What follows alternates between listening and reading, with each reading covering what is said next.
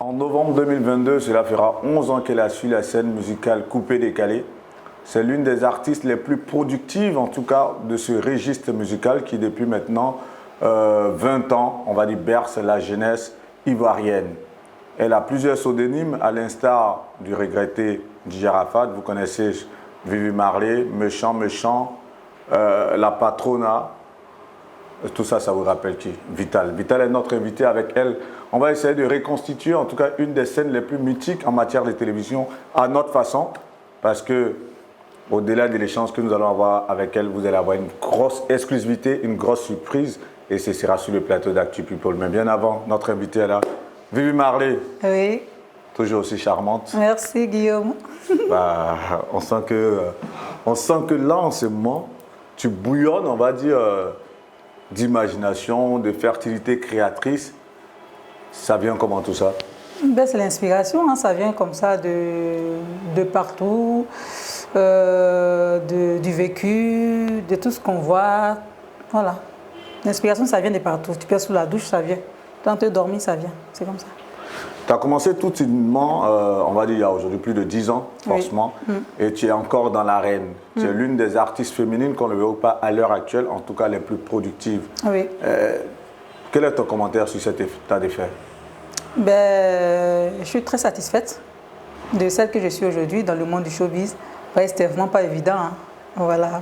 Pour toutes ces personnes qui connaissent mes débuts. Voilà. Même moi-même, je ne croyais pas en moi. Ouais. Mais aujourd'hui, je suis fière de moi. Et je sais que je vais arriver loin. Pourquoi est-ce que tu ne croyais pas en toi lorsque tu venais sur la scène musicale? Ben, tu sais, moi, je venais en tant que chanteuse. Alors que moi-même, ma base, c'est la danse. Voilà, la danse, c'est un peu... c'est tout pour moi, en fait. Voilà, donc... mais j'aimais bien chanter et tout ça. Mais je n'étais pas préparée pour ça, en fait, tu vois.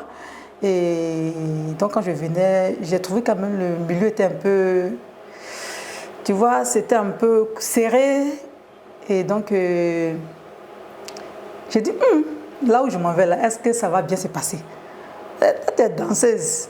Tu es dans ton village, tu es venue à Abidjan, tu es danseuse. Tu dis, tu viens chanter. Est-ce que ça va bien se passer? Je ne connais personne dans le showbiz. Je n'ai pas mes parents ici. Donc, c'était vraiment compliqué. Donc, avec la volonté et puis la grâce de Dieu, voilà, j'ai réussi à être là où je suis aujourd'hui.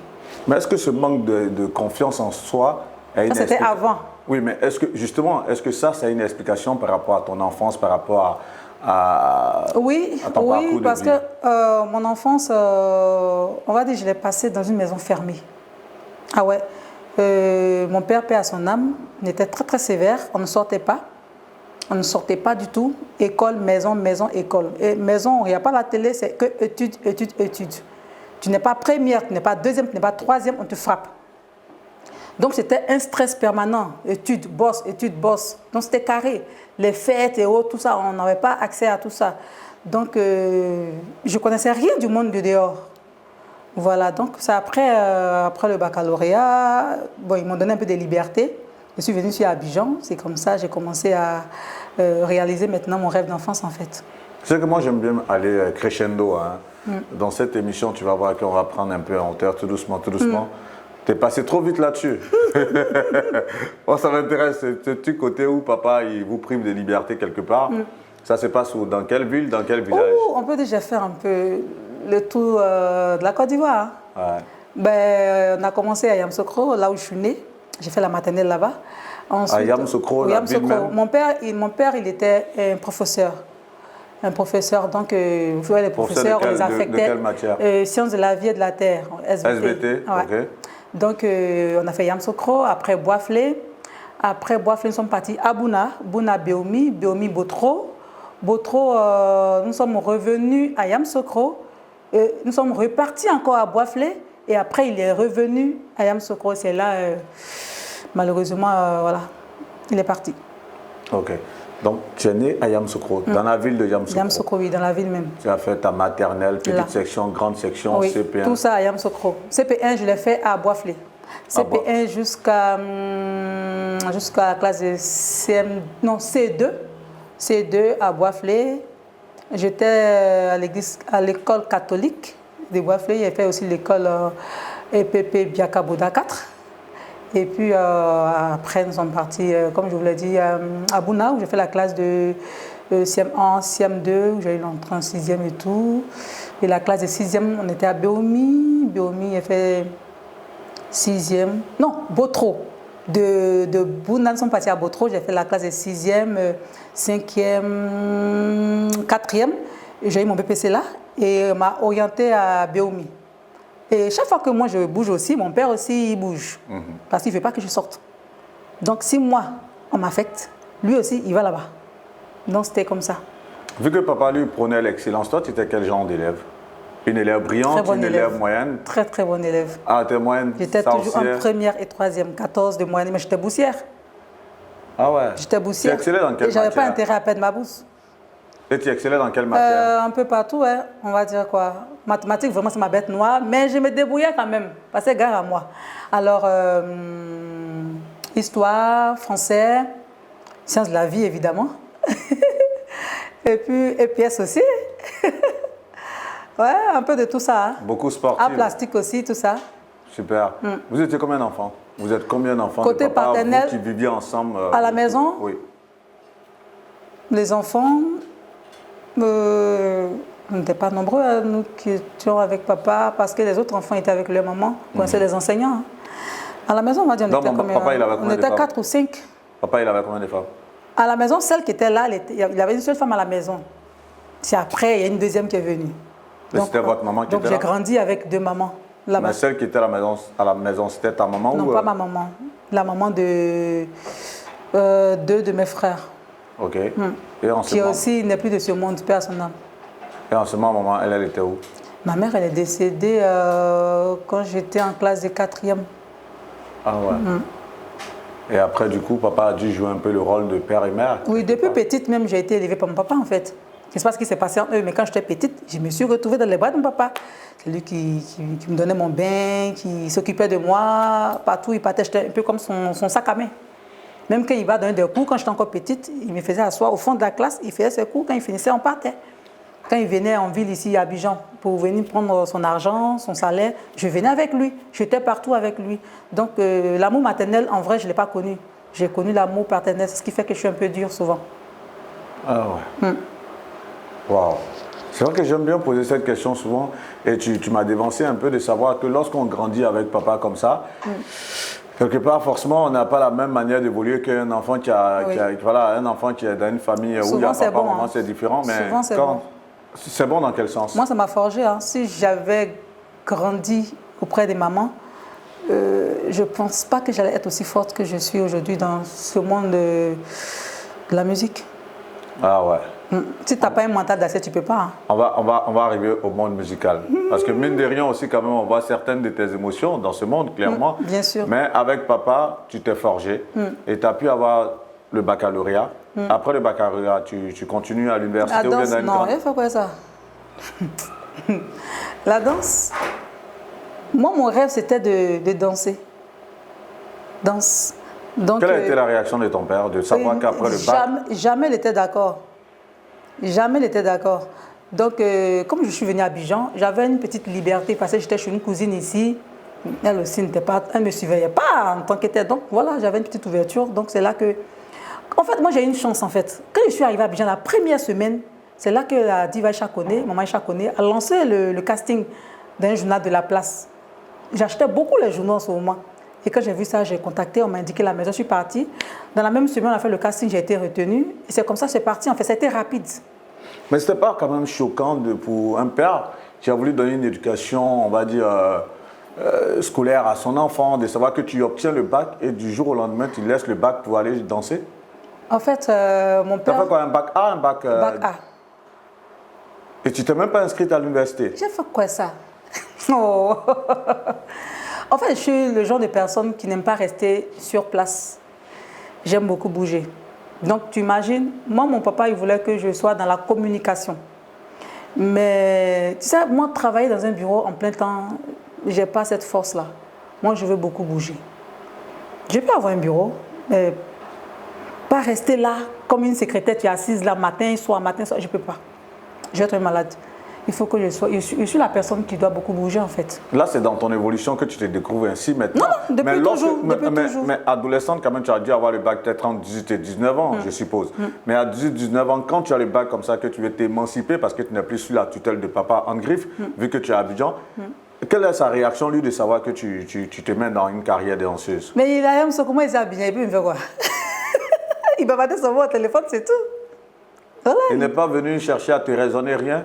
Ah non, il n'a pas fait cela. Il est resté là-bas parce que... pourquoi il est resté là-bas? Il était occupé à autre chose. Comme quoi? Je ne vais pas rentrer dans les détails, mais c'était des biens de famille. Voilà, donc il était là-bas pour ça. Donc il n'avait plus trop la tête sur nous en fait. Ah, il voulait gérer, enfin, il y avait un héritage familial. Voilà, il y avait un héritage familial. Voilà, donc...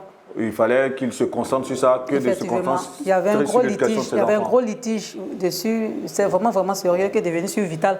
Qu'est-ce que Nadège est en train de faire à Abidjan? Et donc Nadège, Bomisso. Mais après, quand j'ai commencé mes premiers voyages hors de la Côte d'Ivoire avec la diva Aïcha Koné, il a commencé maintenant à croire un peu en moi, quoi. Sinon, il se disait, toi, tu allais faire quoi là-bas? Musique, ça là, c'est pour les prostituées, c'est pour les djandjou. Vous connaissez les gens, hein? Quand ils entendent showbiz, prostitution, djandjou, tout ça. Donc, il a commencé à me voir voyager auprès de la diva, chanter devant le président Oumar Bongo, devant le président Gbagbo, tout ça, que je envoie les photos. Il était fier de moi. Il dit, hé, c'est ma fille, hein? C'est ma fille. Ah! Voilà. Cette carrière de danseuse, on en parle dans les moindres détails. Ton tout premier spectacle avec la diva, vu que tu es retenu à la suite de ce casting qui est lancé, dont tu as eu l'information à travers un journal de la place. Votre toute première scène, votre premier spectacle, raconte-nous un peu. C'était en Guinée. C'était en Guinée. Dès que toi tu arrives, après les répètes en même temps, vous voyagez direct? Oui, la diva Aïcha Koné, comme Mewe, c'est que des voyages. Toi-même, tu sais qu'elle ne tourne pas trop comme ça ici, c'est que pour les grands événements ici. Okay. Sinon, c'est tout en 2 avions en fait. Donc, votre premier voyage? C'était en Guinée. Et c'était ta toute première fois de monter dans un avion, je suppose? Oui. Ok, raconte-nous un peu. Bon, j'étais un peu comme le bébé chou de maman Aïcha. Donc, dans l'avion, j'étais juste près d'elle. C'est ma première fois, donc voilà, avant de partir, quand l'avion commençait à décoller, elle m'a demandé de commencer à mâcher un chewing-gum pour ne pas que les oreilles boudonnent et tout comme ça. Donc, c'est tranquille. Moi, il ne sait pas me jouer les gawazes. Il ne connaît pas, mais il fait un genre.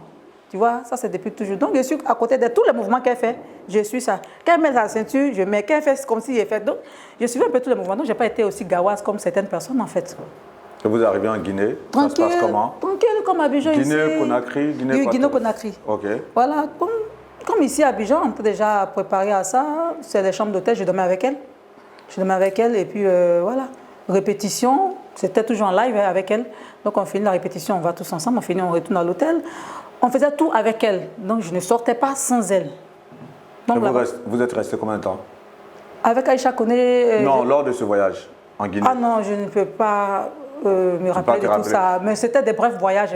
C'était les choses de week-end. 3-4 jours. Où on a duré un peu, ça c'était au Gabon. Pour un premier voyage, pour une danseuse comme toi, il y a eu un fait quand même qui a dû te marquer lors de ce voyage, de se dire, c'est la première fois que je sors hors de mon pays. C'est le plaisir de monter dans un avion. Bon, au-delà de ça, lors de vos prestations, lors des visites ou bien des sorties médiatiques, il n'y a pas eu un fait qui t'a marqué? Pas vraiment, parce que c'est les mêmes êtres humains qui sont là-bas. C'est la même chose que j'ai l'habitude de voir ici. Tu ne t'es pas impressionné outre mesure quelque part, on va dire ça comme ça? Non. Tu dois avoir quel âge lorsque tu as commencé à danser avec la diva? 22, 23?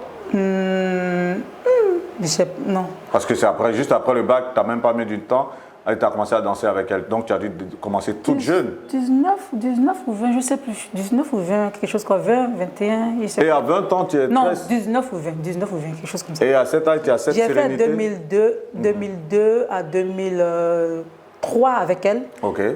Et puis Mewe, fin 2003 et 2008. Qu'est-ce qui fait justement que tu pars, vu que tu es resté juste, je crois, 1 an ou 2 avec la diva, qu'est-ce qui fait que tu pars de chez elle? Elle qui t'a donné ta première chance de danseuse? Ah, en fait, c'est pas comme si j'avais programmé partir. J'ai eu ce qu'on appelle appendice. C'est ça, appendice. Ouais. Voilà, c'est ce côté non. Appendicite. Appendicite, voilà. On était au Gabon, c'est là-bas que je commençais à sentir le mal. Et quand nous sommes arrivés, elle a demandé que j'aille voir un médecin. Je suis allée voir et puis on m'a dit que c'était plein, comme ils disent. Il fallait enlever. Donc je me suis fait opérer et tout ça. Et quand j'ai fini l'opération, 3 mois après, Je fais des petits gombos de gauche à droite, dans les bars, nightclubs, on me louait pour venir danser. Au Gabon ou ici? Non, ici en Côte d'Ivoire, parce que j'étais opérée ici. J'ai supporté le mal là-bas. Et tu es rentrée après l'opération? On a fait l'opération. Et 3 mois après, je me sentais en forme. Donc, je fais des petits gombos à gauche, à droite. Et quand j'ai vu que j'étais vraiment prête pour danser, je suis allée la revoir. Elle dit, ah maman, ça va, je peux continuer. Je peux commencer la danse. Elle avait peur. Elle dit, ah, on t'a déchiré, on t'a cousu, il ne faut pas te tomber sur scène ici. Donc, elle m'a donné encore 3 mois de plus encore pour bien me soigner. Donc, ça me donne de la paresse. Parce que je suis à la maison, je ne bouge pas et tout ça, c'est comme ça. Et les 6 mois après, en temps, je travaille avec Claude Romy, Myriam Fatim, MAM. Voilà, j'étais avec ceux-là, j'ai bossé avec eux un peu. Et les 6 mois après, je suis repartie là-bas, la voir. Elle avait toujours peur. Donc, du coup, j'ai été remplacée là-bas. Mais elle m'a intégrée quand même dans le groupe, mais quand elle voyageait, elle était plus privilégiée. Les voyages, je restais. Donc, Dieu merci pour moi, j'ai eu aussi le casting d'Emewe. Donc, je lui ai demandé la permission. Je dis, ah maman, voilà, comme l'autre côté, on dit, il manque une fille, alors qu'ici, il y en a plusieurs. Est-ce que je peux partir? Je lui ai demandé la permission. Elle m'a dit, vas-y, si tu vois, c'est bizarre, tu peux revenir. Et c'est quand je suis partie, ça s'est bien passé. Parfait. Avant de parler de l'aventure avec Mewe, petite question rapidement avec Aïcha Koné. Ton tout premier cachet en tant que danseuse? Ça va bien. C'est combien? Non, mais parce avec que... la diva, en Côte d'Ivoire, c'était 12 000. 12 000 francs CFA? 12 000, mais quand on prend l'avion, c'est 50 000, 50, 55, ça dépend. Par date ou par prestation? Par prestation. C'est-à-dire, si vous arrivez en Guinée-Conakry, que vous avez 2 prestations, ça vous fait 100 000 francs CFA? C'est ça. Et ici, pour tout ce qui est spectacle, 12 000 francs CFA? 12 000. Ok, tu quittes dans cette atmosphère, tu arrives chez Mewe, à la suite toujours d'un casting. Qu'est-ce qui te fait dire, voilà, tu es là, c'est vrai que tu as vu l'annonce, quelque part, dans un journal encore? Oui, non, là c'est un coup de fil. Un coup de fil? Oui, il y a une collègue danseuse qui m'a appelé et dit, ah, il y a casting chez Mewe, ça t'intéresse, mais il faut mémoriser au moins 30 ballets en une semaine, un truc comme ça. Tu peux? J'ai dit, oui, je peux. Et c'est comme ça que je suis partie. Il y avait d'autres filles là-bas. Et puis on a bossé. On nous a donné le temps de bosser avec l'ancienne là. Et après on a fait le casting. Et j'ai été la seule retenue. Non, c'est combien de filles? Non, mais il fallait une. C'est une fille qu'il fallait prendre. Donc un casting, c'est pas une seule personne. Il faut au moins plusieurs personnes. Bien entendu, ouais. Toutes les filles la dansent et tu prends maintenant celle qui te sied. Et vous étiez combien comme ça pour ce casting? Une dizaine, 4, vingtaine? Non, 4 ou 5, non. 4 ou 5? Sur les 4, tu as été retenu? Oui. Selon toi, qu'est-ce qui a fait quand on t'a retenu? Tu avais quoi? De beaux déhanchés? Tu avais le sourire lorsque tu esquissais des pas de danse? Ou tu as emmené de nouveaux pas? Ou bien c'était quoi? La gestuelle? C'est que la chorégraphie qu'on m'a montré que j'ai répété. Exécuté, tout simplement. Voilà. Tu sais, moi, sur scène, c'est une autre personne. Hein. Et moi, quand je suis en train de danser, c'est une autre personne que tu vois. Il y a la joie. Il y a... Je te donne, toi qui me regardes, je te donne l'envie de me regarder, en fait. C'est ça. Et puis, il y a l'énergie que je dégage, en fait. Et puis, il y a le corps qui va avec. Il y a la silhouette qui va avec. Il y a tout qui va avec. C'est tout ça qui a joué à ma faveur. Et tu restes avec Mewe pendant combien de temps? Ah, mais oui, j'ai dû un peu, non. 2003 jusqu'à 2008. C'était même pas que je m'arrête. C'est la grossesse qui a fait que je me suis arrêtée. Mais avec la grossesse, je dansais. Mewe ne savait pas. Je dansais jusqu'à 6 mois. 6 mois de grossesse. Mon ventre ne sortait pas du tout. Mais je prenais un peu du poids. Je devenais encore plus large par le bassin. Donc, mais je dansais toujours parce que tu sais, Mewe, c'est plusieurs chansons en live. Hein. C'est ça. Voilà, et Mewe, il tournait beaucoup. Et c'est à 6 mois de grossesse que j'ai arrêté. Quand j'ai accouché, après, je suis repartie, mais je ne me sentais plus là-bas. Et c'est comme ça que je lui ai dit, non, je vais chanter. Mewe, c'est plusieurs scènes quand même. C'est le Cameroun, c'est les Antilles, c'est le Togo, le Bénin, c'est toute la sous-région. On a fait presque... on va dire 100 pays, on a fait quand même 60 pays. Hein. Bien entendu, je vais te demander quelles sont les étapes lors de cette tournée qui t'ont marqué forcément pendant toutes ces années avec Mewe. Un petit rappel de mémoire quand même, forcément. Il y a eu une scène qui a dû te marquer. Vous êtes parti peut-être aux Antilles ou bien au Togo. Ça, c'était à Bangui, en Centrafrique. Voilà. Super. En Centrafrique. Une scène par rapport à moi ou bien par rapport au spectacle? À l'ensemble, à toi-même, peu importe, mais quelque chose d'assez significatif, une scène que tu n'as jamais partagée, qui est restée là en toi, que tu peux nous faire partager. Avec les grandes scènes avec des artistes qui viennent de partout, les grands artistes. Tu vois, donc il y a eu tellement de... Le fait particulier qui manque, c'est de savoir, qui marque du moins, c'est de savoir qu'on arrive, il y a plusieurs artistes. Et puis, On découvre beaucoup d'artistes. en même temps, on est là en tant que danseuse, on nous trouve toutes belles et je vois que ce jour-là, il y a un monsieur qui vient qui dit « Ah, mais mademoiselle, mon chien. » Non, ça c'est la moindre des choses, ça, que tu chantes, que tu danses ou pas. Bon, Tu es une femme, moi. une histoire de ce genre. Ou bien fait lors d'une réception qui était assez grandiose. Mais avec Mewe, c'est pareil. Hein. Mewe, il est très jaloux. Hein. C'est ce qui fait que souvent les gens disent qu'il sort avec ses filles. Quand il est assis, on est comme ça, 2-2. Que ce soit en nightclub, que ce soit au restaurant, c'est comme ça. Il est au milieu, on est 2-2. Là, 4. Tu vas draguer comment? Maintenant, quand parmi ses amis, hein, qui dit hey, ta fille, elle me plaît, il dit n'est pas venue ici pour toi. Si tu veux qu'elle va retourner à Abidjan, tu vas la faire venir toi-même. Mais vu que tu en parles, et pourtant, Mewe, il a eu à faire des enfants avec ses danseuses aussi, non? Ça, c'était une. Ça, c'était pas. Nous, on est venu trouver des aides à faire les enfants. Hein. Bah voilà. Donc, c'est ceux qui le disent, ils ont leur raison quelque part. Non, ça, c'était avant. Il y a bien longtemps. Là, il s'est assagi lorsque vous êtes arrivé. C'est un seul enfant, il a fait. Et voilà, après ça, avec cette dernière. Et avec vous, ça s'est passé nickel. Oui, tranquille. Qu'est-ce que moi, j'étais son bébé, en fait. Moi, quand j'étais même son bébé, donc ce qui a fait même que dans le groupe, certaines personnes ont pensé que peut-être que je sortais avec lui. Parce que j'étais la plus petite. Et puis, tu sais que moi, je respecte beaucoup. Hein. Je respecte jusqu'à vers la fin, tu as pensé que je suis bête. Tu vois, quand on finissait de prester, moi, je prenais les tenues de mes collègues, puis je lavais. Leurs chaussures, je nettoyais. On ne m'a pas obligée, c'est moi-même qui le faisais. Je venais d'arriver. Tu sais, moi, quand je vis avec les gens, j'aime que les gens soient à l'aise avec moi. Quand je suis présente là, que les gens ne s'ennuient pas avec moi, en fait. Je lavais la tenue, je lavais les chaussures. Tu vois, et avec Mewe, quand j'avais un bobo, quel que soit le bobo que j'ai, que soit l'heure, il va sortir, il va à la pharmacie, que soit le pays où on est, va prendre le médicament que je dois prendre, il m'envoie. Quand je paie un téléphone, il m'achète un nouveau téléphone. Quand il va en voyage en France, par exemple, quand il vient, il m'envoie des téléphone, il m'appelle, tu as besoin de quoi? Il m'envoie, tu vois. Et ça, ce n'est pas tous les patrons qui font ça, ou toutes les patronnes. C'était pas assez protecteur quand même de sa part? Beaucoup. Même jusqu'à aujourd'hui. Il est toujours dans cette protection. Tu as vu mon buzz de mariage, j'ai fait, t'as vu, il était dedans. Ouais, t'as vu qu'il est rentré dans ce jeu-là. Forcément, on va arriver à tous là. Je t'ai dit, on va crescendo. Jusqu'à aujourd'hui, si j'ai besoin de lui, il est toujours là. Avec, avec Coco Argenté et autres, on va en arriver. Mais il y a quelque chose forcément qui se dégage là. Tu es un père protecteur. Une maman quelque part, comme Aïcha Koné, qui te protège quelque part. Mais oui aussi qui est très protecteur avec toi. Comment ça s'explique que tu as, on va dire, tu as cette appétence, on va dire, tu as ce profil-là qui fait que tout le monde te protège. Comment tu te l'expliques toi? Peut-être que c'est ma maman qui passe par ces personnes, parce que je l'ai perdue étant très jeune. Et j'avais beaucoup besoin d'affection maternelle. Et peut-être que c'est elle qui passait par ces personnes. Parce que toutes ces personnes avec lesquelles j'ai travaillé, j'étais toujours le bébé chou. Mais vu que tu n'as pas vécu avec ta maman, excuse-moi, mais je suppose que vu que vous n'avez pas vécu ensemble, son absence n'a pas dû quand même te marquer parce que tu n'étais pas habitué à elle, forcément, non? Je la voyais rarement. C'est-à-dire que quand mon papa m'a pris petite, il m'envoyait vers ma maman, elle était à Abidjan ici. Je la voyais peut-être 2 jours comme ça, puis c'est fini, on s'en va. Je peux la voir dans l'année, peut-être 2 jours seulement. Parce qu'elle s'est remariée après lui. Donc je ne sais pas c'est ce qu'il faisait, il ne voulait pas que je dure là. Et la seule fois où j'ai pu faire au moins 1 semaine, que je suis partie, c'est ça, ça n'a pas duré. Et on m'a annoncé son décès. Tu vois que là, on va aller très loin encore. Mais lors de ces 1 semaine que tu passes avec maman, forcément, elle est à tes côtés. Vous vivez de belles petites scènes quand même? Oui, avec son mari, mes autres frères. C'était quoi? Côté maternel. Une scène là qui t'est restée en tête, peut-être? Avec maman? Oui.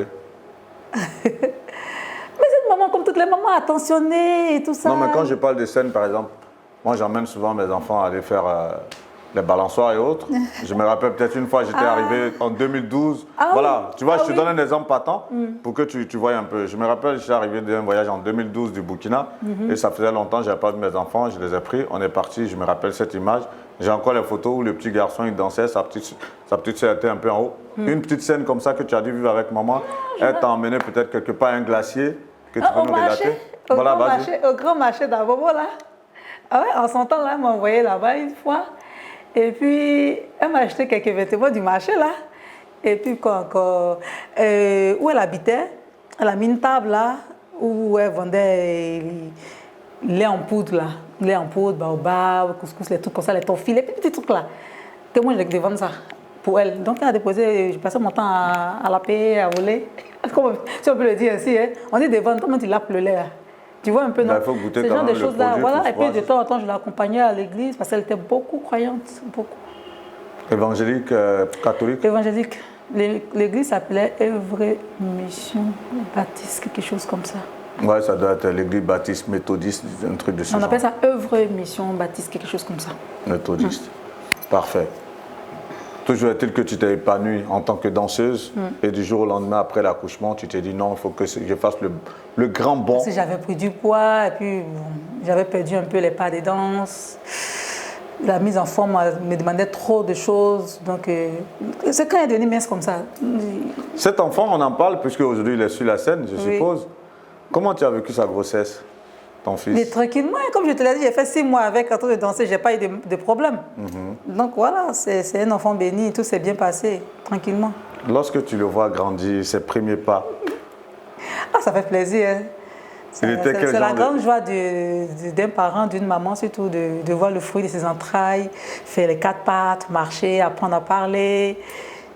Voilà. Il était quel genre d'enfant? Turbulent, calme, réservé? Un enfant normal, petit bandit, mais pas trop bandit. Voilà, mais un enfant normal. Tu vivais avec son père? Non. Pourquoi? Aïe, c'est forcé. Non, au-delà de ce que ce ne soit pas forcé, il y a une raison à cela quand même. Non, son papa n'était pas en Côte d'Ivoire. Bon, il n'est pas en Côte d'Ivoire, c'est pas un Ivoirien. Il était dans son pays là-bas. Ah, il est de quel pays? Tu sais, il faut laisser. Non, je ne sais pas. Guillaume, tu sais. Non, pour te dire vrai. La Guinée-Conakry. Ben voilà, pour dire vrai, je ne sais pas. Sincèrement, je découvre comme tout le monde. Peut-être que tu en as déjà parlé sur un plateau télé? Oui, je pense. Bah, je n'ai pas suivi cette émission malheureusement. Les gens le savent. Ah, ok. Et c'est comment vous vous êtes rencontrés du coup alors vu que... un voyage, on va rentrer dans ces détails, on va passer à autre chose. Non, c'est intéressant. C'est pour toutes ces choses qu'on est là.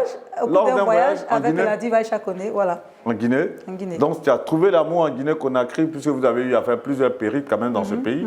Et vu que vous duriez forcément 1 semaine, 2 semaines, l'amour est venu comme ça. Il t'a dragué comment? C'est quoi? Il t'a dit quoi comme mot? Non, je ne rentrerai pas dans ça. Mais pourquoi? Non, ça ne m'intéresse pas. Tu n'as pas aimé cette période de ta vie? Pourquoi? J'ai un enfant aujourd'hui avec ce monsieur. Pourquoi je vais dire que je n'ai pas aimé cette période de ma vie? Mais je n'ai pas en parler. Vous avez de bons rapports? Oui. Ça se passe super bien. Tranquille, il s'occupe de son enfant, tranquille. On cause, on parle de l'enfant, tout et tout. Ça va. Parfait. Après sa naissance, tu démarres la carrière musicale. Oui. C'est quoi qui te fait le tilt? C'est vrai que tu l'as dit tout à l'heure au départ, tu n'avais pas cette confiance. Je te dis, bon, je vais aller maintenant sur la scène, alors que moi, j'ai toujours été en backstage, quelque part, derrière les artistes. Oui. Aujourd'hui, je suis en front-off. Là. Je me disais que j'allais apporter un plus à ma façon, ce qui va beaucoup attirer les gens et puis faire parler de moi un peu et m'imposer facilement. Mais la décision, tu la prends comment? Elle vient de quoi? Naturellement. Ok, un matin, tu te lèves, tu dis, je vais en studio, c'est ça? Oui, je dis, je vais chanter. Et puis, je demandais l'avis des gens. Et puis, en plus, avec l'avènement du coupé décalé, c'était plus facile. Avant, les gens ne chantaient pas. Les gens du coupé décalé, là. C'était des trucs de boucan. Voilà, ça parle. Les filles, là, disent 2 phrases. Les garçons, là, font des animations. Tu viens, tu tournes terrain, tu mets les chaînes, beaucoup à tout. J'ai dit, mais ça, on peut faire ça. Quand tu parles de ça, tu parles de qui? Mati Dola? Alors, quand je suis entrée en 2011, il y avait Clébay qui était là. Il y avait Ami Sarah qui était là. Mati Dola, oui, Mati Dola était là. Shola Shaina était là. Shola Bobaraba. Il y avait qui encore? Il y avait beaucoup d'artistes qui étaient là quand même. Après, il y a eu Patience Bemba, mais quoi? Ouais, c'est ça. La Congolaise là, qui est venue là. Il y a eu une autre encore Congolaise. Et puis il y avait aussi la Togolaise là, malheureusement, qui est décédée. Béninoise, Afro-Love. Merci, oui, la béninoise. Oui, celle-là aussi m'a inspirée. Okay. Afro-Love, il a dit, mais attends, des danseuses, on peut chanter, donc moi, je peux faire aussi alors. Parce qu'elle était danseuse à la base, Afro-Love. C'est ça, tout à fait. Voilà. Ouais. Et c'est comme ça. J'ai dit, je vais jouer un peu sur mes accessoires. Tu as eu recours à un producteur ou bien c'est toi-même qui te produis pour Non, moi-même. Toi-même? Oui. Pour ton premier single, c'est toi-même? Oui, c'est moi-même. Et tu le fais avec quel arrangeur déjà? Avec Champi Kilo, mon premier single. Champi Kilo featuring DJ Mix des Bordeaux, Nikonfa. C'est comme ça commence. Boum. C'est dans l'arène. Et j'ai commencé comme ça. Je me suis trouvé un petit manager là qui me faisait tourner, les promos par-ci par-là. Comme ça, au fur et à mesure, jusqu'à ce que je croise Kanté Faro en 2013. 2012-2013, par là. 2012-2013. Parfait. Ce qui est intéressant là, on est en train de monter. Hein? Champi Kilo, Kanté Faro, manager, arrangeur, tout ça. Tu commences tout timidement. Forcément, après, tu as du succès. Mais dans tes rapports avec ton staff managérial, est-ce que vous avez que des rapports, on va dire que des rapports professionnels, ou bien après vous êtes allé au-delà?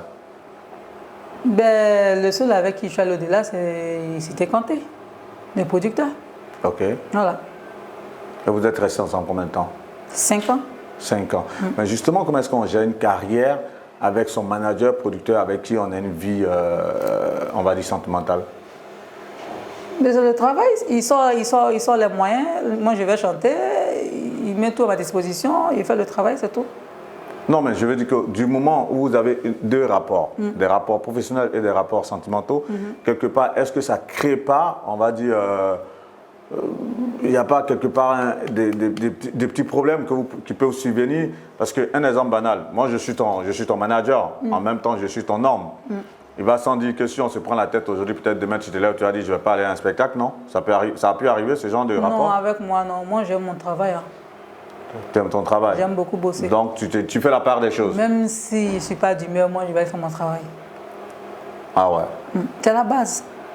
Et même si vous êtes fâchés l'un avec l'autre, il va dire au gars, mettez le CD1, mais quand l'artiste est en train de monter, c'est que vous avez fait. C'est pas lui l'objectif. L'objectif, c'est le travail que tu veux faire, le public. Ok. Voilà. Les histoires, ça arrive tout le temps. Des choses qu'on peut gérer après. Il faut travailler. Et cette collaboration que vous avez eue, c'était tes débuts forcément? C'était tes oui, débuts. c'était mes débuts là-bas. Donc ça t'a fait quoi? Tu t'es dit, ok, là j'ai commencé timidement. Moi-même, je me suis produite. Après, j'ai un staff, tout oui, et mais tout. comme je te l'ai dit, comment je suis venue à Abidjan, moi, je n'ai pas de parents ici, à part ma cousine. Ma cousine, c'est quelqu'un qui ne connaît pas le milieu du showbiz. Et il fallait un parrain, il faut quelqu'un qui peut te guider, qui peut. Quand tu es Faro, tu es bien placé. C'était même l'un des meilleurs managers. Il avait déjà un bon réseau. Voilà, donc je voulais travailler avec lui, mais je ne suis pas allée vers lui. Voilà, je voulais vraiment travailler avec lui parce que quand je suis arrivée, le manager avec qui j'étais m'a dit, ah, si tu veux vraiment tourner, tu veux vraiment qu'on te connaisse bien, celui qui peut te lancer, c'est Kanté Faro.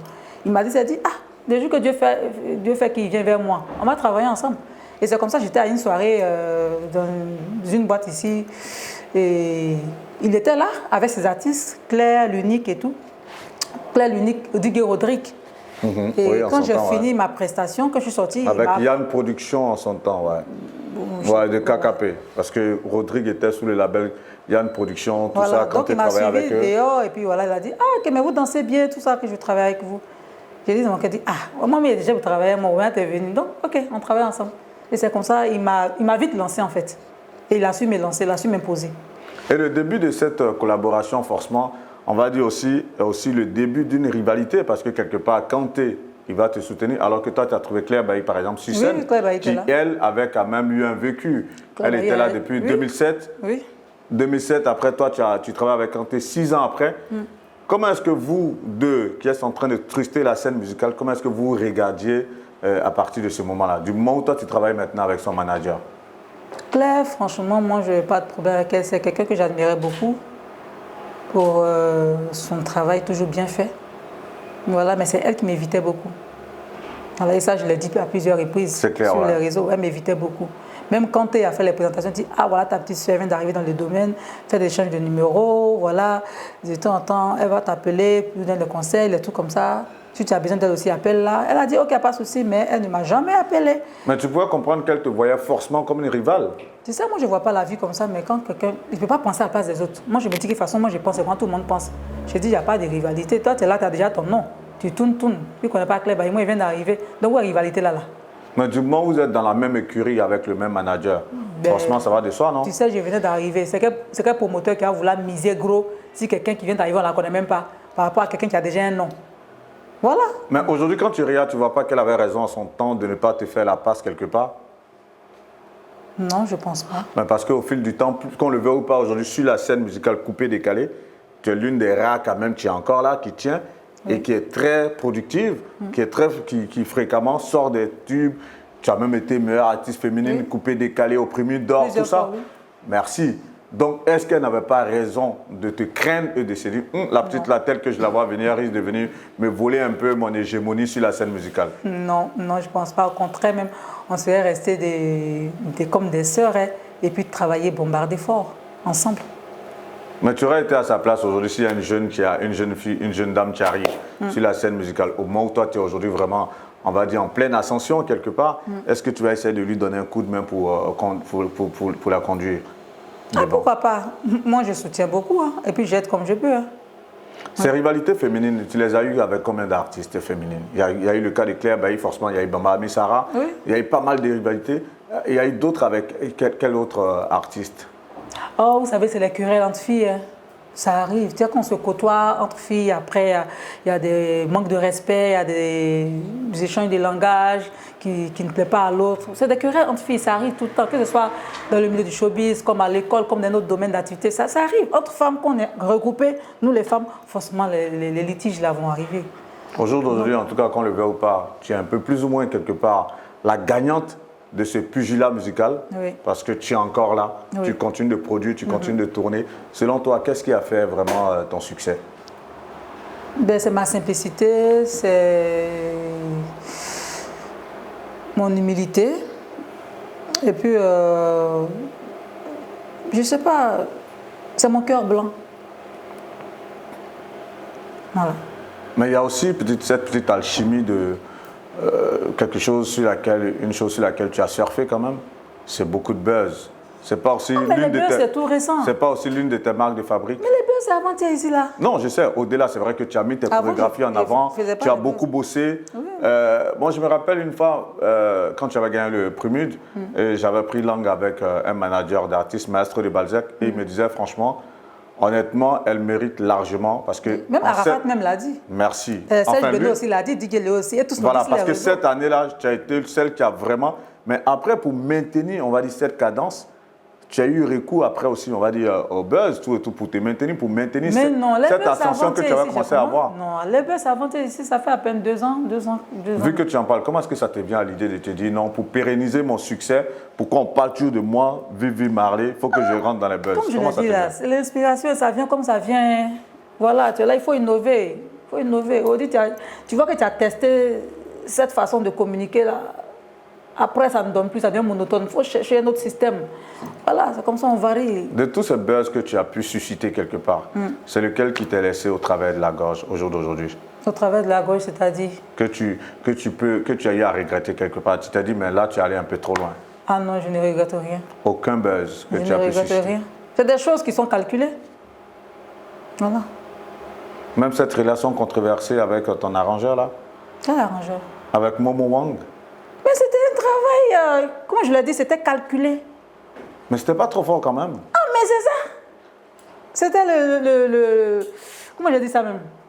C'est ce qu'il fallait faire en fait. C'était le buzz qu'il fallait faire autour de ce projet-là. On risque à s'embrasser avec quelqu'un avec qui tu n'es pas en couple. Mais tu es en train de faire un buzz de mariage, tu vas pas t'embrasser comment? Si on ne s'est pas embrassé, toi tu allais croire que c'était chose. Non, moi perso, depuis la base, je savais que c'était un buzz, mais je veux dire... Non, quand on s'est embrassé, vous avez cru que c'était vrai maintenant. Non, moi perso, ça c'est moi. C'est-à-dire parce que quand même, en termes d'analyse ça fait quand même 22 ans que je suis sur la scène, mais je me dis, même si on suscite un buzz, jusqu'à ce point, là, c'est vrai que là, tu ne regrettes pas, mais pour moi, tu es allé un peu trop fort quand même. Pourquoi? En ce moment, tu n'étais pas avec un homme? Non. Ah ouais? Et ça s'est arrêté qu'à s'embrasser ou bien vous avez une relation sentimentale? En fait, on devait continuer le buzz sur 1 an. Oh! Ah oui. Mais il faut dire que c'est à cause de ce buzz-là même que mon nom est sorti un peu plus. Hein. Raconte-nous un peu. Voilà. Non, le contrat est qu'on aille sur 1 an pour ce projet-là. Et il doit y avoir une suite de cette chanson-là, en fait. OK. Voilà. Mais après, tu sais, le petit, lui, il travaille dans une maison de production. Il travaille avec beaucoup de grosses maisons de production depuis l'Europe et autres. Et sur contrat et tout, tu vois. Donc, arrivé un moment, les gens commençaient à lui mettre la pression. Ils pensaient que, les labels, là, ils pensaient que c'était vrai, en fait. Ah non, petit, il faut nous dire si c'est vrai ou c'est faux, il faut faire ci, il faut faire ça, parce que depuis que tu fais ton truc, tu ne travailles plus, tu fais ci. Donc, il avait une pression, une forte pression sur lui, donc il a fallu qu'on arrête. Moi, de mon côté, moi, il n'y a pas de problème, mais lui, il travaille pour les gens. Voilà, les gars, s'ils plaignaient chaque fois qu'ils ne rendaient pas vite le travail qu'ils devaient fournir et tout. Et lui aussi, ses parents aussi lui mettaient la pression. Il y a son papa qui mettait la pression, ses parents en fait. Donc j'ai compris que je suis en train de mélanger la vie de l'enfant, tu vois. Je suis en train de mélanger sa vie et... Moi, j'ai habitué à ça. Avant de commencer, je lui ai dit, ils vont beaucoup t'insulter. Quand le jour, on va dire que c'est des buzz là, ils vont beaucoup t'insulter. Moi là, ici, j'ai préparé à ça. Parce qu'un buzz, quand tu le fais forcer, ça prend fin un jour. Ou ça prend fin là. Il faut t'attendre à ce qui va se passer. Au revers de la médaille. Donc, nous, on a déjà tout préparé. Tu vois. Donc, je lui ai dit, prépare-toi à ça. Parce que c'est quelqu'un... Lui, il est dans son coin. Hein. C'est moi qui l'ai fait sortir. C'est clair, ouais. Voilà. Et quand c'est arrivé, le jour où j'ai mis fin au buzz, automatiquement, les gens commencent à l'insulter là-bas. Moi, on m'insulte ici, moi, je m'en fous. Mais lui, on l'insultait là-bas, tout ça. Il m'appelle, il dit, mais qu'est-ce qui se passe? Depuis le matin, je me réveille, on m'insulte tout.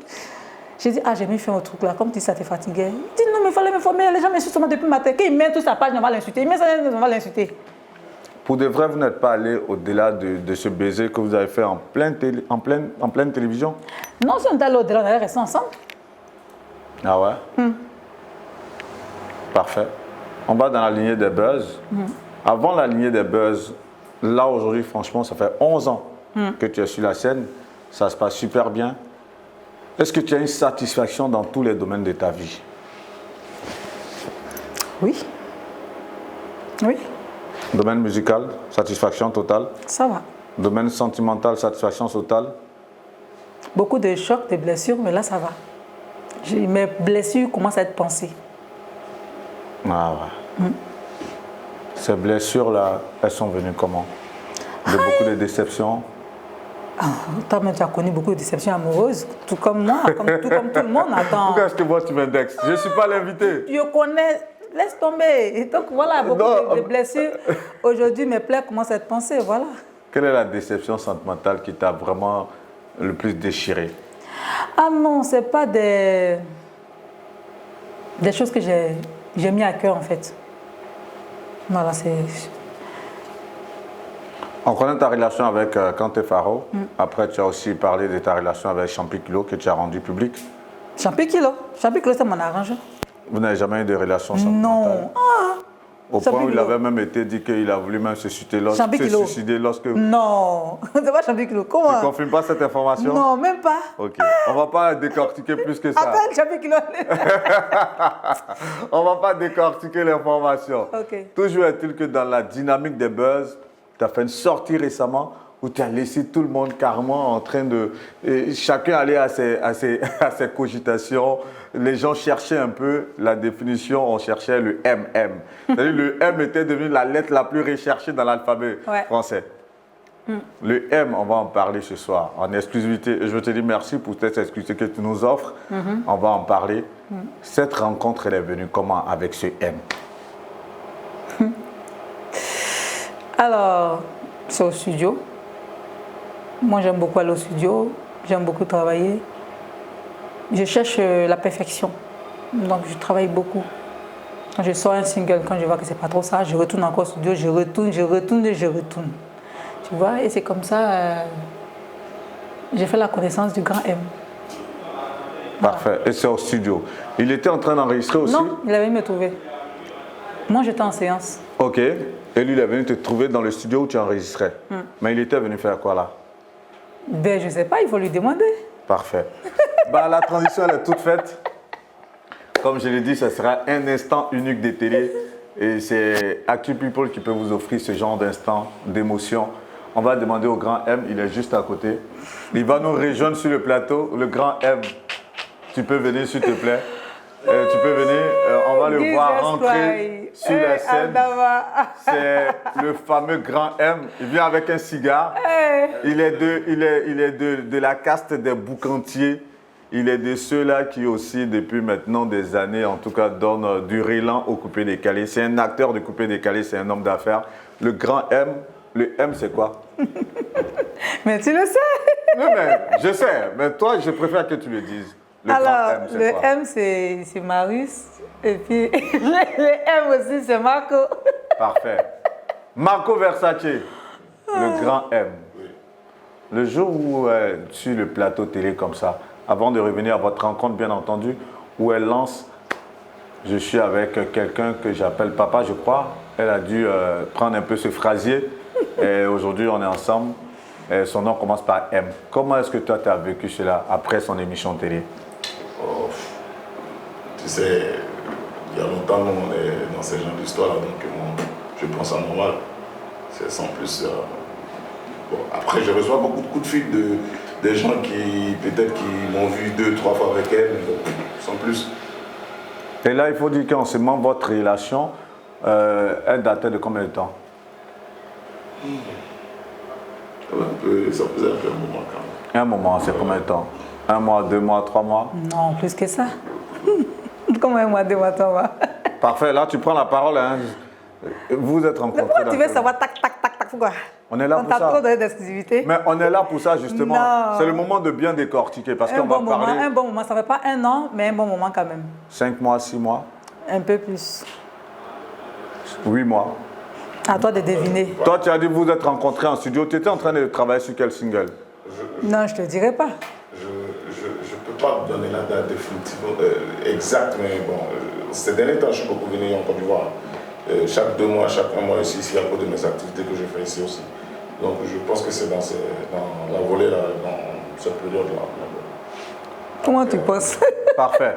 Lorsque je n'ai pas la date exacte, je n'ai pas la date exacte, en fait, c'est ça mon souci. Lorsque tu vas en studio, que tu la croises, comment ça se passe? Tu te dis, non, aujourd'hui, parce qu'elle a dit c'est en studio que vous êtes croisés. Hein? Guillaume, il y a quoi? Mais on est là pour ça. T'inquiète, là c'est Marco Versace. Enfin, le M, là, il va expliquer cette belle histoire d'amour. Comment est-ce qu'elle commence, Marco? Alors, on a le même arrangement en fait. Donc, moi, je suis arrivé, donc, comme le petit, bon, et tout c'est comme d'habitude, il grandissait jamais en Afrique. Donc, il t'appelle là, mon vieux. Il me dit, ah, il y a un studio, est-ce que je peux passer le voir, comme ça on a un projet, tout ça. Je dis, ok. Donc, je lui dis, bon, ok, j'arrive. Donc, le jour où j'arrive, je trouve Claire Bailly avec. Comment il s'appelle, Vetchololas. Ils étaient en train de travailler, bon, on a bavardé, papoté, puis bon, après je suis parti. Donc j'ai calé une date, j'ai calé une séance. Donc chaque fois, ah non, je suis en train de travailler, au départ c'était pour 20h, après on est passé à 22h, après je dis, attends, vos histoires d'Afrique, moi je ne suis pas là-dedans. Donne-moi une date, je ne vais pas me faire balader, non, je suis en train de travailler. Je dis, mais t'es avec qui? Il me dit, non, je suis avec Vital. Il dit, ah ok, ça tombe bien, moi j'arrive là-bas. Ok. C'est que je suis parti. Parfait. Bah vas-y, donc tu avais déjà, c'est-à-dire tu avais déjà mûri ton intention. Ton intention c'était ce jour-là, il fallait que je rencontre Vital parce que tu avais déjà des sentiments, on va dire, pour elle. Et c'était l'occasion toute rêvée pour toi de lui déclarer ta flamme. Raconte-nous, Marco. Non, ça arrivait, c'est un coup de... En plus, j'étais avec une de mes petites amies, T'étais à Tabo? Non, une petite qui me donne des coups de main quand je viens ici. Ok. De temps en temps, elle va chercher de quoi manger, des choses comme ça. Donc j'étais à elle dans la voiture, depuis que je suis arrivé au studio. Mais après, et en plus, j'arrive là, ils ont coupé le courant. Quand à peine je suis arrivé, tout était noir. Marco, tu n'as pas répondu à ma question. Ouais. Tu avais déjà mûri ton intention? L'idée de la voir, oui, bien sûr. Mais bon, bah, quand tu... Il ne faut pas, on va se mentir, tu ne vois pas une femme comme ça aujourd'hui, tu dis, ah tiens, cette femme-là, je vais la mettre dans mon livre, je vais la marier. Non, pas tout de suite comme ça, je ne suis pas un con. Pas ça. Ouais.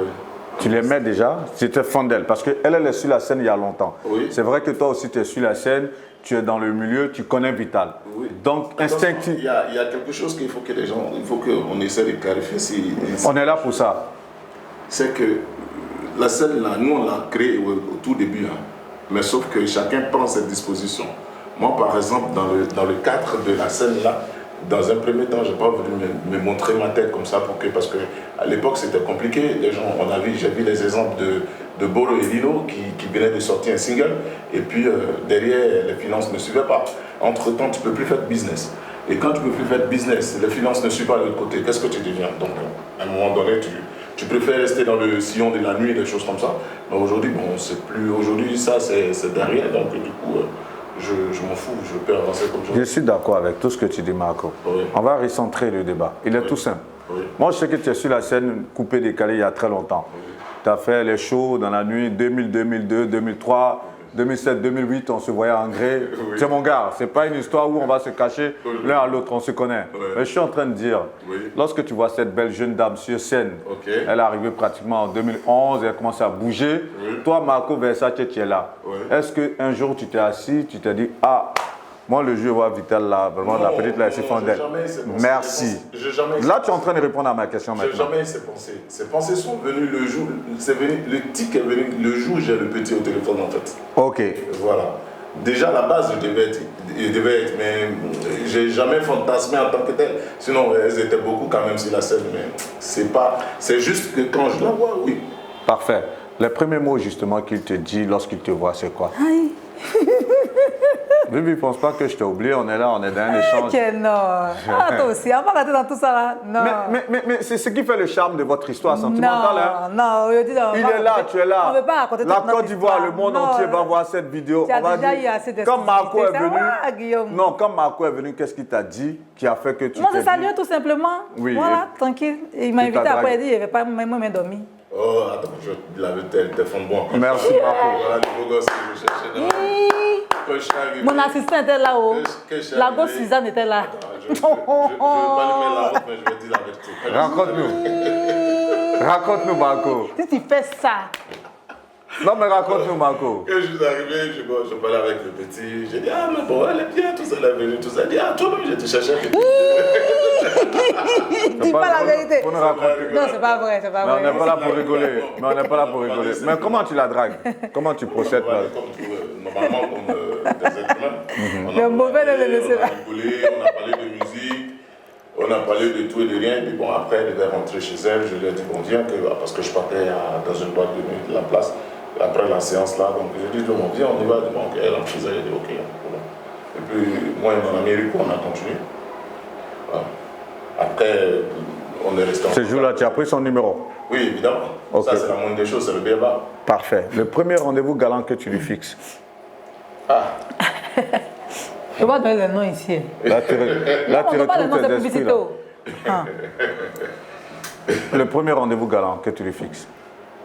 Tu vas bien le dire tout ça là ici. Attends la prochaine fois.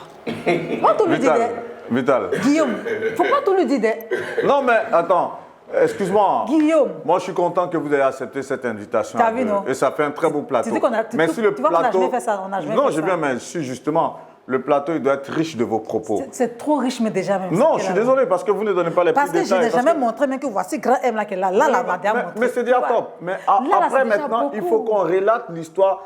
Parce que c'est ce qu'on veut. On va relater l'histoire. Il y a eu beaucoup, il y a même Oui, parce qu'on ne sait pas. Maréchal, tu connais même Moro? Non, je ne sais pas. Ah, ok. Il y a Maréchal, il y a DJ Mix, il y a le Moula, il y a Makoso. C'est un cigare qui est dans ta main là, qui vient citer moi Moro ici là. Bon, si tu permets, on va enlever le cigare. Non, mais. Il y a eu tout ça. Oui, je sais qu'il y a eu beaucoup de choses qui ont été dites. Vous êtes là et on est très contents.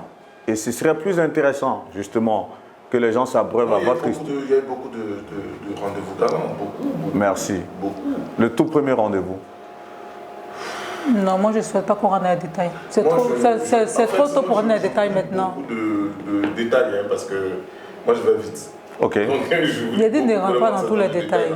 Mais je ne pense pas que le premier rendez-vous, on était deux, oui, intéressant, oui. Ok. Mais après, je ne vais pas faire de publicité. Tu vois, après, c'était juste au restaurant, manger, mais déposer chez moi. Parfait. Non. Parce qu'il pense que donc on va te manger là. Non, loin de là. On ne va pas dire que vous êtes allé vite en besogne ou bien que dès que. Ah, non. Non, on ne va pas rentrer dans ça. Je veux dire, tu es une femme honorable quand même. Forcément, tu as dû le faire patienter. Tu l'as fait patienter combien de temps? Combien de temps? Un peu quand même. Combien de temps? Un peu. Et qu'est-ce qui fait le déclic que tu te dis tout de suite, ok, là, cette fois-ci, Vital, décide-toi. Sa sincérité. Je doutais fort de... Tu sais, les boucantiers là, les mecs de son genre, son style là, c'est des gens qui ne respectent pas les femmes. Hein. Donc moi, quand il a dit non, moi je ne veux pas. Voici mon assistant qui est là, il dit non, tu sais, là, c'est foutre des gens après. Non, je ne veux pas. Je ne voulais pas. Et lui-même, quand on parlait, il dit pardon. Souvent, il m'appelle même, voici qu'il met le téléphone, puis on commence à rire à lui là. Puis c'est moi, il va venir jouer. Et puis il ne décroche pas. Il me donne rendez-vous, je ne vais pas. Voilà.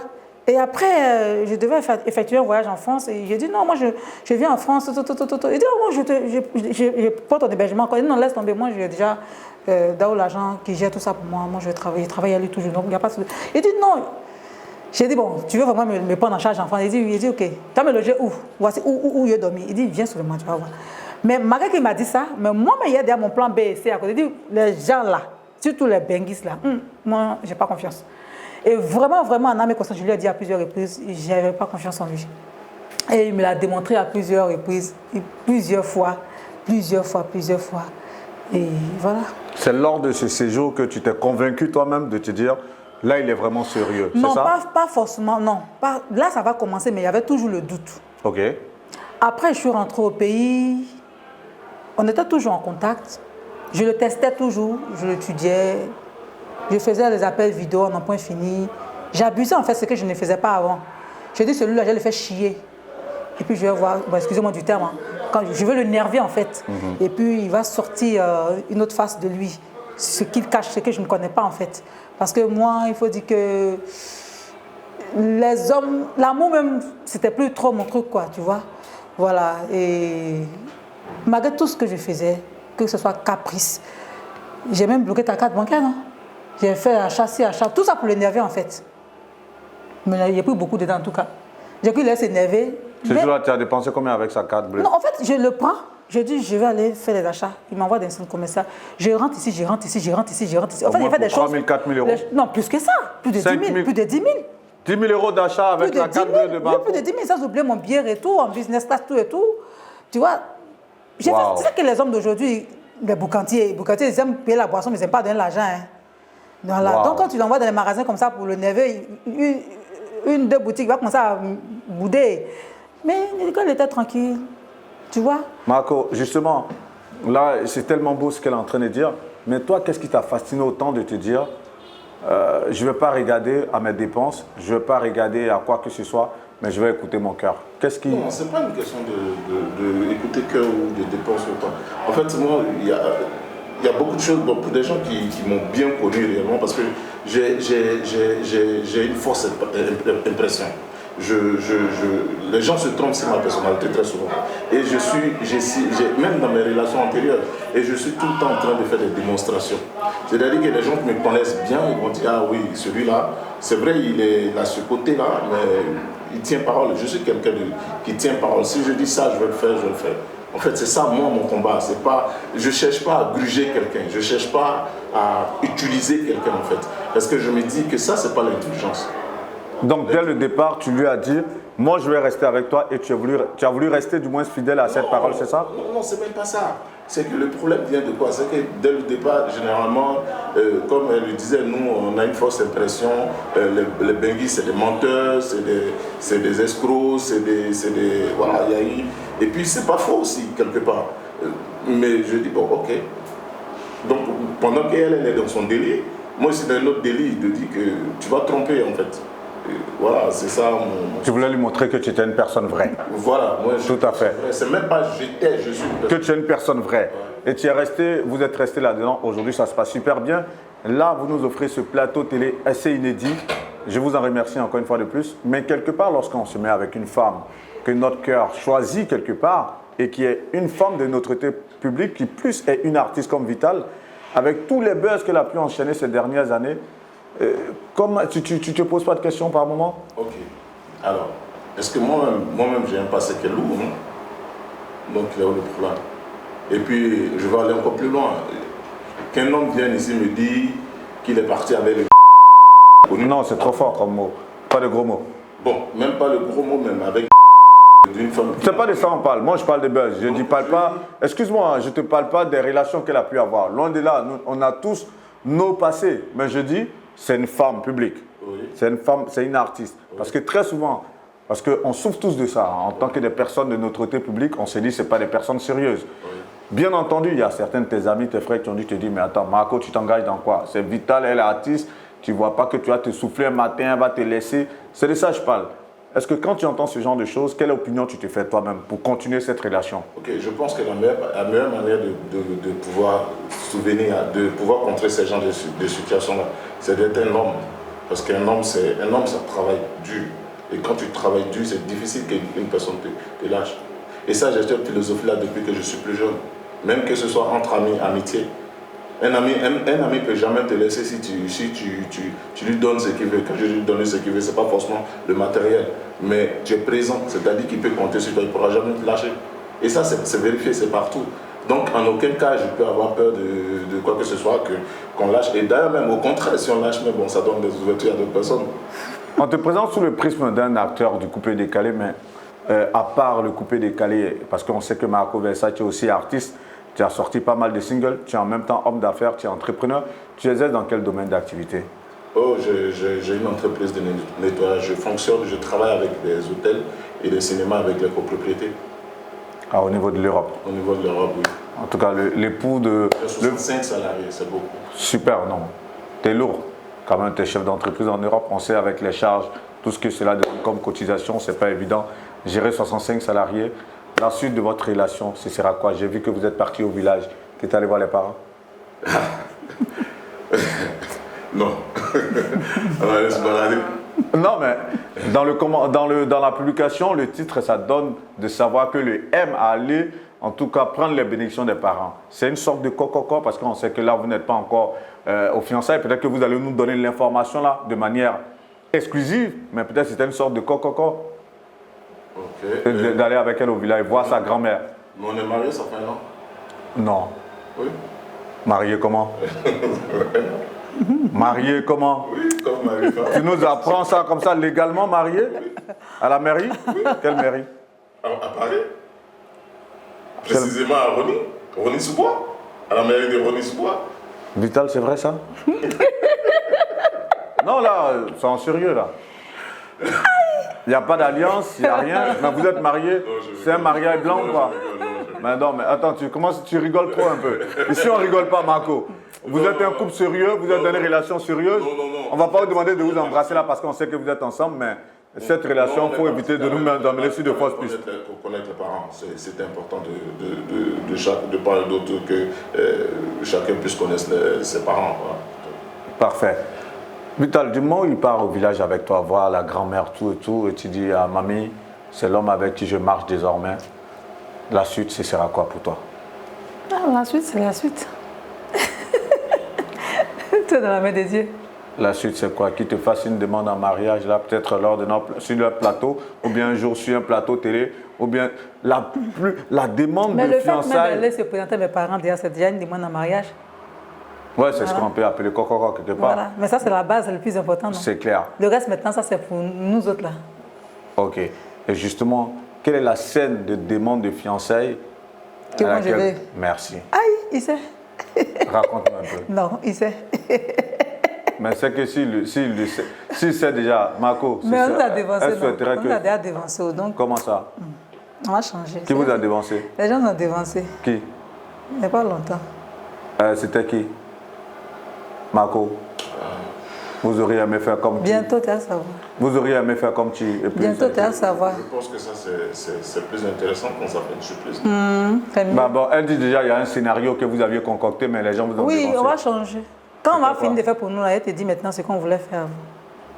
Oui, c'est pas lui aussi comment il va faire pour lui. Bon. C'est que moi, c'est que moi je veux. Selon toi, la demande qui pourrait bluffer, mais il va faire ça à sa façon. Ce serait quoi? Je préfère ne pas savoir. Donne-nous 2-3 je préfère ne pas ça. savoir. Pour l'instant, je n'ai pas réfléchi à quelque chose d'extraordinaire, mais on parle de temps en temps. Et ce que moi j'avais vu au départ, c'est ce qui. Mais malheureusement. Il m'a dévancé. Les gens ont fait ça beaucoup ces derniers temps, donc je dis bon, ça, je n'ai pas envie de répéter. Parfait. Depuis que vous êtes ensemble, qu'est-ce que tu apprécies chez elle? À quel niveau? Comportement, physiquement, en termes de valeurs humaines. Déjà pour que tu te mettes avec quelqu'un, il faudrait que la personne t'attire physiquement. Ça, c'est donc vrai. Ça, c'est la base. Et après, c'est le comportement, c'est ma manière. Moi, j'ai une vision de la vie. J'ai une autre vision de la vie. Je ne sais pas si c'est parce que j'ai mis un peu assez de temps en Europe, mais j'ai une vision de la vie. C'est-à-dire que je n'aime pas les personnes fainéantes. Moi, ça, que ce soit un ami, même un ami, même ma petite soeur, quand je te sens fainéante, je vais essayer de te booster un peu 2-3 fois si ça ne suit pas. Tu sens que c'est une femme qui se bat beaucoup. Oui. Et c'est ce que tu apprécies le plus chez elle. c'est tout. Moi, c'est tout ce qui me plaît. Je sais qu'elle a eu, bon, on peut dire comme tout le monde, hein, comme nous tous, hein, elle a eu une vie un peu tumultueuse, difficile. Et moi-même d'ailleurs, si moi je me remets à compter de ma vie ici, peut-être il y a certaines personnes qui vont prendre ça pour faire générique sur Facebook. Mais bon, sur l'État, mais bon, c'est la vie, il faudrait que chacun... Un jour, on va prendre rendez-vous pour un portrait, forcément avec toi sur Actu People. Là, c'était un portrait croisé quelque part. Je vais ramener la même question. Qu'est-ce que tu apprécies chez Marco? Qu'est-ce qui t'a séduit chez l'homme? D'abord, c'est mon genre, il rentre dans mes critères. La taille, le style, la propriété, les parfums. Tu malin. Tu sais, moi j'aime les bad boys, tu vois, c'est un bad boy. Voilà. Et puis son honnêteté. Et puis c'est un travailleur. Et puis il est doux. Moi, il fait mes caprices. Quand je suis fâchée, j'écris. Et puis je me fâche même pour des trucs, des futilités en fait. Tu es resté un éternel bébé gâté parce tu vois, que depuis on est ensemble, il y a des gens qui m'envoient des messages, des trucs comme ça, pour me parler un peu de lui. Donc moi, je prends tout au premier degré en fait. Et quand je lui en parle, souvent même il savait qu'il ne connaît pas ces personnes. Mais c'est comme je t'ai dit, j'avais déjà une idée arrêtée des hommes. Voilà, donc tout ce que je vois là, j'ai dit c'est ça. Donc je vais me mettre à crier, il va s'asseoir comme ça pour me regarder. Qu'est-ce qu'on t'a dit à propos de lui qui aurait pu faire vaciller votre relation? Ah, on m'a dit non que, oh, Vita, lui, là, je ne sais pas les femmes, mais oh, il joue les femmes, puis il les dépose. Oh, Vita, va jouer, va te déposer, Vita, va te salir. Ça, c'est pas des trucs, des messages génériques, ça? Ben, les gens m'envoient ça au privé, en fait. Tu vois, Snapchat, Instagram, on voit ça au privé. Et même souvent dans les commentaires, les gens mettaient souvent. Et je voyais souvent dans les commentaires, mais ils voulaient même se salir pour répondre à ces personnes. Ils disent non, laisse. Tu vois? Marco, toi, tu as déjà reçu ce genre de messages-là aussi? Où les gens te disent non, mais Vital va te laisser un matin. Oui, non, pas va te laisser. Évidemment, c'est des prostituées. Et ça, c'est des choses, bon, c'est courant. Ça, c'est courant. Même une fille normale dans la rue, hein, quand tu commences à te battre et qu'elle commence à avoir, on voit qu'elle commence à progresser dans sa relation, bon, les gens ils disent des choses. Donc, ça, c'est des choses courantes. Donc, bon, ça, je sais, donc je m'en fous. On va vers la fin de l'entretien. On voit que les couples de personnes connues ne durent pas. Malheureusement, on a eu le cas récemment avec notre jeune sœur, Eunice. C'est dommage, son couple était très très bien avancé, c'était très bien parti. Est-ce que vous ne craignez pas ce sort-là pour votre couple? On commence par toi. Après, c'est l'adolescence, ils sont jeunes, c'est normal. Donc ils sont jeunes, ils sont dans l'euphorie, ils veulent aller vite, ils veulent faire les choses précipitamment, ils veulent montrer aux gens qu'eux peuvent réussir, c'est là où tout le monde n'a pas réussi, ils veulent prouver, ils sont dans l'éternelle démonstration, des choses comme ça. Et quand c'est comme ça, c'est dangereux. C'est-à-dire que tu ne vis plus pour toi, tu commences à vivre pour les gens. Mais moi j'ai eu tellement de péripéties dans ma vie que je ne sais pas qu'est-ce qui peut me freiner, à part peut-être, comme je l'ai dit, le blécous, peut-être parce que moi, ma philosophie, c'est l'argent, d'abord. Donc, qu'est-ce qui peut me freiner? Je ne crains pas ça, je me dis, voilà pourquoi des fois quand elle monte au plafond, je la regarde, je lui dis, si moi je vais monter au plafond, tu es fatigué de courir au fait, là tu as trouvé la femme de ta vie, tu es posé. Comment tu te sens aujourd'hui, comme homme comblé, heureux? Je vais plus loin, c'est-à-dire que quand je sors de ma dernière relation, je me dis, bon tiens, à un moment donné de la vie, il faut arrêter un peu le vagabondage sexuel là, ça, déjà pour ce que je fais, pour le boulot que je fais, c'est pas bon parce que aujourd'hui tout va vite, hein, les gens vont traîner dans la boue pour juste un restaurant ou une nuit, des choses comme ça. Donc il faut commencer à arranger ta vie parce que, comme je dis très souvent, on est bébé, on fait 4 pattes, après on travaille pour soi-même. Aujourd'hui on grandit, on travaille, c'est la même chose dans la vie, travailler pour les gens, travailler pour soi-même, après les gens commencent à travailler pour toi. Et si les gens qui commencent à travailler pour toi, tu es sale toi-même comme ça ne peut pas passer, ton activité ne peut pas perdurer. Donc, mine de rien, mon activité perdue, je me dis, ce n'est pas le moment de me mêler les pinceaux. Je peux avoir une relation de 1 mois, 2 mois, 3 mois, ça peut arriver. Mais c'est une relation concrète, plus comme avant.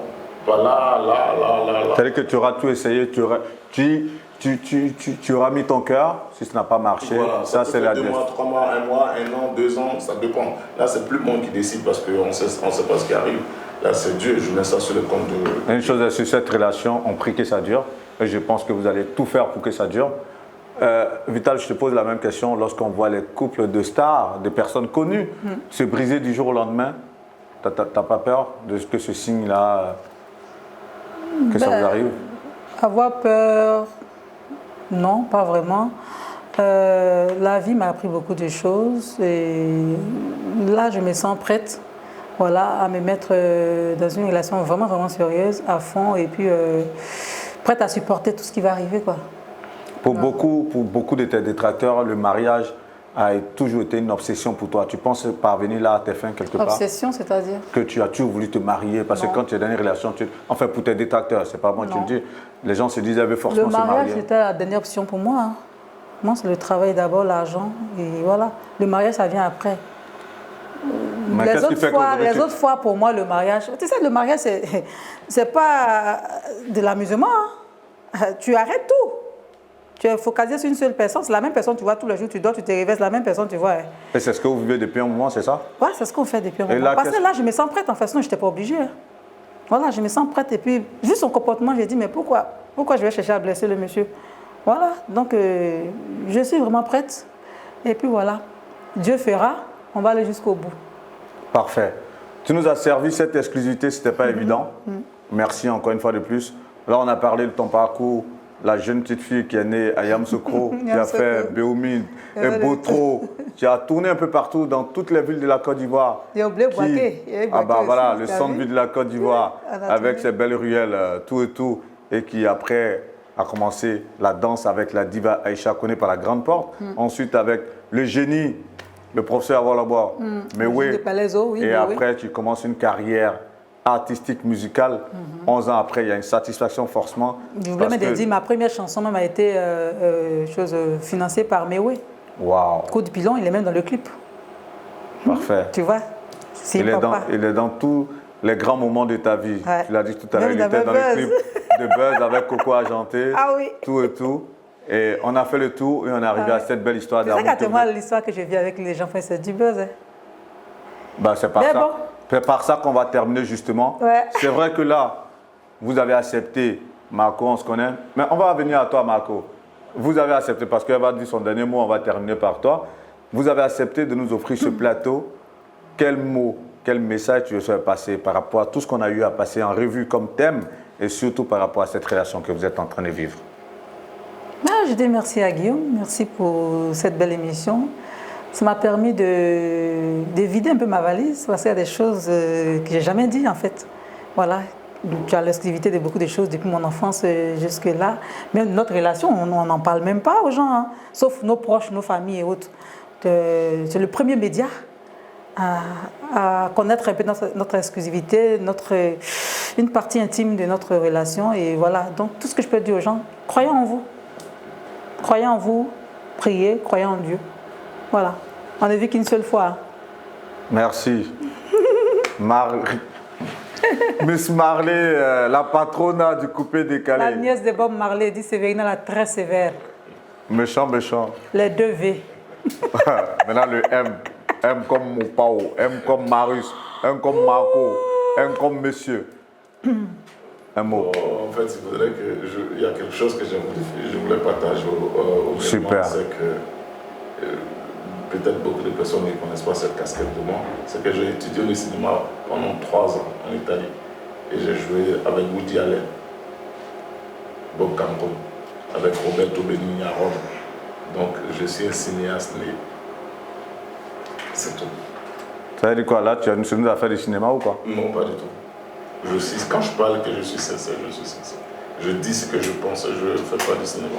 Là, par rapport à votre relation, on espère que tu as été sincère. Très sincèrement. Et on espère qu'on va avoir le mariage pour de vrai. Oui. Pas un buzz. Oui. Parce qu'une chose est sûre, le plateau d'Actu People, c'est un plateau où on fait le récit de vie. Voilà, c'est un parcours de vie, c'est du storytelling. C'est pas pour faire le buzz. Vous n'êtes pas venu là pour faire du buzz. C'est vrai que cette information, on en a parlé sur le site internet actupeople.net. Parce que par rapport à mes sources, je savais que la relation elle était véritable. Oui, vas-y. Tu étais journaliste aujourd'hui de longtemps. Vas-y. Ça. Comment j'ai eu l'information? C'est clair que je ne vais pas te révéler ma source, mais je vais te dire ce qui m'a fait tiquer, c'est lorsque vous m'avez appelé ensemble, que vous étiez en Belgique à Charleroi. Ce jour-là, tu étais avec Serge Kama. Tu te rappelles bien cet appel, j'étais à Nantes. Ça, c'est vrai. Merci. Une belle vidéo. Merci beaucoup. Donc, quelque part, quand tu recoupes toutes les informations, tu sais que l'information, elle est vraiment vérifiée. Et là, vous venez la tester parce qu'elle a dit tout à l'heure, c'est vrai qu'on reprend un peu ça et là, les informations, mais vous n'avez jamais assumé ça de manière ouverte et vous l'avez fait ce soir. Et bon, je vous dis merci. Un dernier mot, quelque chose que tu veux faire partager avec nous avant qu'on ne puisse mettre fin à l'émission? Je demande aux jeunes gens, ça c'est mon message de tous les jours. Il faudrait que les jeunes Ivoiriens ne pensent pas qu'on peut réussir dans l'amusement. L'amusement, c'est une distraction. Faut vraiment, c'est autre chose. Tu ne peux pas passer ton temps sur les réseaux sociaux, regarder, ah, lui là a fait ça, lui là a fait ça, et dire que demain tu vas juste envier les gens. Il faut juste travailler, c'est tout. Là, tu as enchaîné beaucoup de singles avec beaucoup de succès. C'est quand ton prochain concert au Palais de la Culture, Vivi Marley? C'était prévu pour cette année, mais vu que je dois sortir un 3e album, et c'est pas encore prêt. Parce que ce sera le couronnement. Hein? Oui. Ça faut arrête un peu. Là, tu es en train de faire cinéma encore. Marco, à son temps, on n'a pas encore conclu. Si c'est une exclusivité que tu lâches, tant mieux. Mais enfin, ton fils, le petit rappeur là, comment il s'appelle? FRDD. FRDD, il y aura un petit frère ou une petite sœur. Petite C'est sœur. une très bonne nouvelle. Une petite sœur. Merci pour l'exclu. Mais avant ça, il faut que vous allez devant le maire. Je pense Non, bien. c'est déjà, t'inquiète pas, ça va. C'est pour quand? Bientôt. Waouh! On va d'exclu en exclu et c'est ça, Actu People. Ça a été un énorme plaisir pour moi, en tout cas, de vous avoir sur ce plateau. Merci Guillaume. Encore. Merci beaucoup. Merci Marco. Merci Marco. Vous venez de voir en tout cas en récit, en images, en paroles très fortes, en exclusivité, le parcours de Vital. C'est une artiste qui dérange de par ses chorégraphies, de par ses chansons. Elle n'a jamais lâché, elle continue de bosser. Et un jour, on la retrouvera sur le toit du monde. Là, elle parle du Palais de la Culture, c'est bientôt.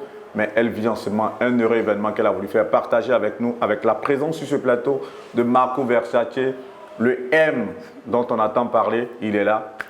Vous ne le connaissiez pas. Pour parler un peu, pour conclure comme une petite note, pour rigoler rapidement, il y a un animateur qui disait comme ça, lorsqu'il a reçu le groupe Magic System pour la première fois, je crois c'était en 2000 ou 2001 au Burkina, il dit ils sont là, vous les voyez, mais moi je ne les vois pas. C'était en radio. C'est pour vous dire, nous on a eu cette exclue, vous allez la voir. Que Dieu vous garde, c'était Guillaume Vergès pour Actu People. À très bientôt pour un autre numéro aussi inédit et aussi alléchant. Ciao.